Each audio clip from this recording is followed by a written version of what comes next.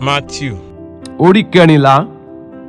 Ní àkókò náà ni Hẹ́rọ́dù tẹ́tírákì gbọ́ òkìkí Jésù. Ó sì wí fún àwọn ọmọ ọ̀dọ̀ rẹ̀ pé Jòhánù Báptísì ni èyí, ó jíǹde kúrò nínú òkú, nítorí náà ni iṣẹ́ agbára ṣe ń hàn lára rẹ̀. Hẹ́rọ́dù sá ti mú Jòhánù, ó dè é, ó sì fi sínú túbú nítorí Hẹ́rọ́díà aya Fílípì arákùnrin rẹ̀. Jòhánù sá ti wí fún un pé kò tọ́ fún ọ láti ní. Nígbà tí ó sì ń fẹ́ pa á, ó bẹ̀rù ìjọ ènìyàn nítorí wọ́n kà á sí wòlíì. Ṣùgbọ́n nígbà tí a ń ṣe ìrántí ọjọ́ ìbí Hẹ́rọ́dù, ọmọbìnrin Hẹ́rọ́díà jó láàrin wọn, inú Hẹ́rọ́dù sì dùn.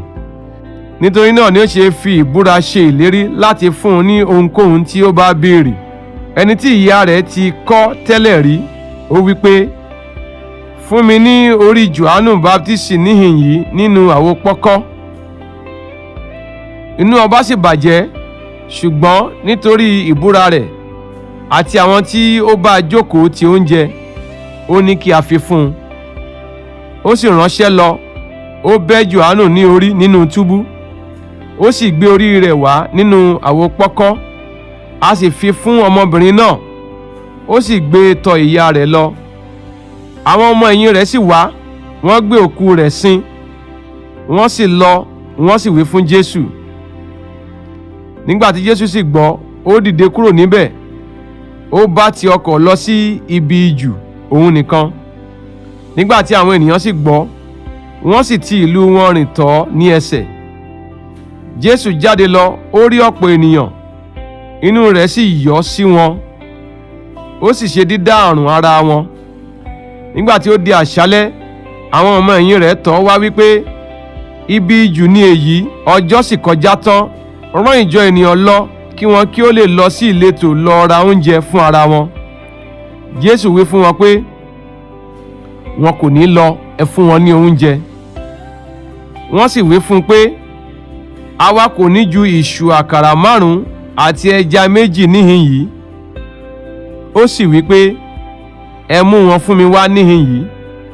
Ó sì pàṣẹ kí ìjọ ènìyàn jókòó lórí koríko, ó sì mú ìṣù àkàrà 5 àti ẹja 2 náà. Nígbà tí ó gbé ojú sókè ọ̀run, ó súre, ó sì bù ú, ó fi àkàrà náà fún àwọn ọmọ ẹ̀yìn rẹ̀, àwọn ọmọ ẹ̀yìn rẹ̀ sì fi fún ìjọ ènìyàn.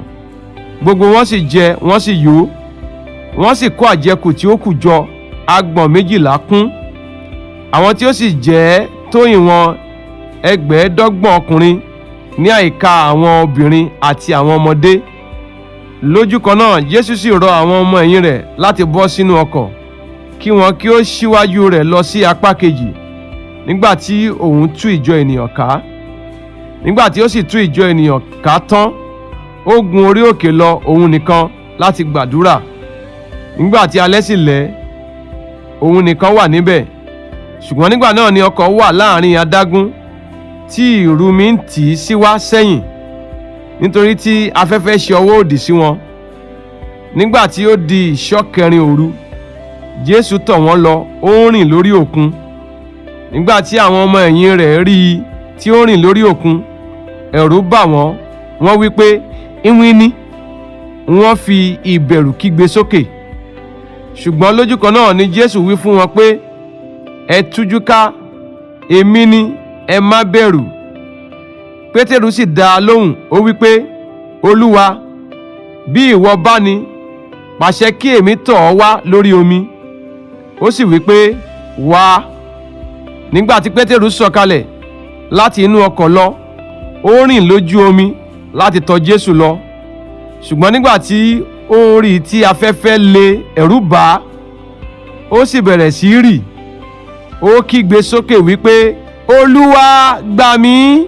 Lójú kan náà Jésù sì na ọwọ́ rẹ̀, ó dì í mú, ó sì wí fún un pé ìwọ onígbàgbọ́ kékeré, èéṣe tí ìwọ fi ń ṣiyèméjì?